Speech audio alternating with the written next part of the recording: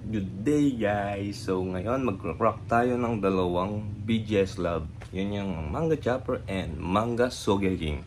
Bakit natin gustong i-crack yung mga ganong cards na mamahalin? Kasi for regrading, kasi kung possible naman siyang mag PS-A10 or ibang grading company, why not try, diba? Kasi mas tataas yung value ng card kapag mas mataas yung grade. So things for grading ay regrading, dapat titingnan nyo muna kung maayos talaga yung card. Tapos kung human error lang na mababa yung binigay na grade, syempre tao lang naman yung nagre-grade, diba? So yun yung mga things to consider before cracking a slab. Or gusto nyo lang ng PSA slab, ayaw nyo ng BGS. So may kanya-kanya tayong reason.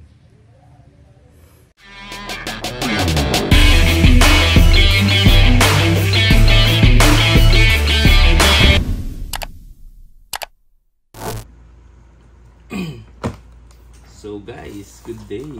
Today magbabasag tayo ng dalawang slab.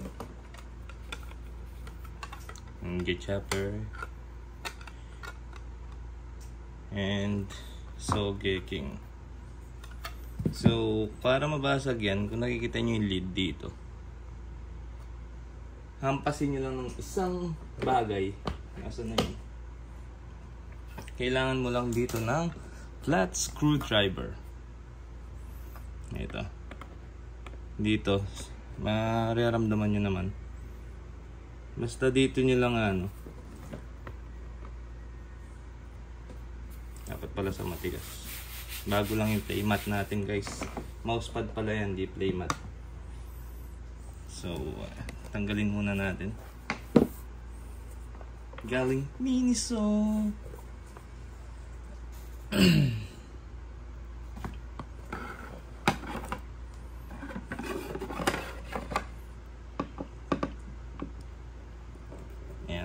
Tapos bigyan nyo ng konting push. Nakita nyo yan, nag-crack. Then another side. Bigyan nyo ng konting push. Lumipad. Then pag nakita nyo na may basag yan, unti-unti nyo na siyang i-open. Ito wala pa gaano. Ito wala pa gaano. So kailangan natin ng ano yun to. Yan. Ingat lang guys ha, kasi tumatalsik. Then gagamitin natin flat screwdriver papasok dito.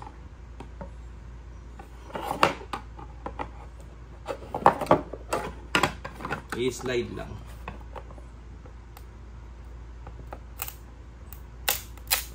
Nakikita nyo guys. Ayan. I-slide lang ng ganyan.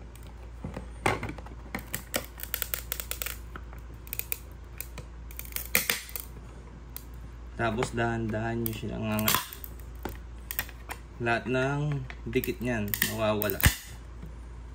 Then you have a raw chopper. Now you should cut this open. Kasi sa mga BGS guys, pag nagbabasag kayo, BGS, meron silang ano, sleeves. So tatanggalin natin sa sleeves yan. Hindi natin gagamitin to. Pag pinasa natin sa PSA ito, iisipin nila krinak mo lang, di ba? So ayun. So ayan, papasa natin siyang PSA. Ganun lang guys. Next is Sogeking. Ito matagal-tagal na sa akin to. It's simple as that guys. Kaya if you wanna try, you wanna try. Ganun ulit.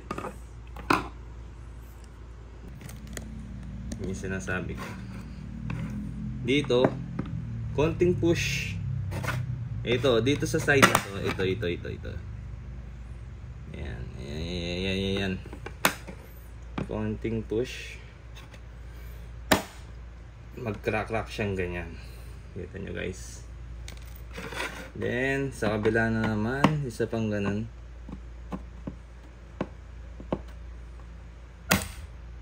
Crack. Kita nyo. Then, susungkitin natin siya ulit. Nakita nyo na. Yan. Once na nag-crack yan, slide. Slide lang. Tapos, dahan-dahan. Slowly. Slowly. Up. And you got yourself a raw Sogeking. That's how you do it, guys. Thank you for watching. And ikakat pa to, guys. Ikakat pa. So, ayun. So, ito yung subgrade ng chopper. Nakikita nyo yan. Corner surface at saka edges is 10. Centering is 8.5. So, tinignan ko naman maayos yung card. Maayos siya. Hindi siya sobrang off-centered. Hindi siya sobrang ano. Kaya, krinak ko na. Ito yung sinasabi ko, guys.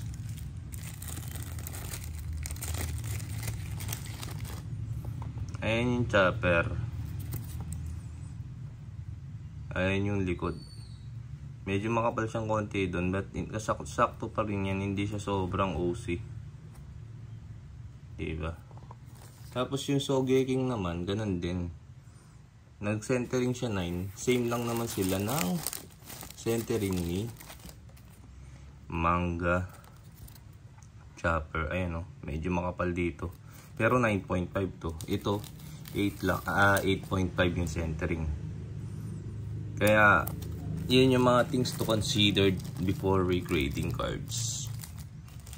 Lalo na kung hindi nyo alam. Ito, tutorial para ano, diba? So, ayun lang, guys. I hope nakatulong and good luck sa mga resubmission nyo.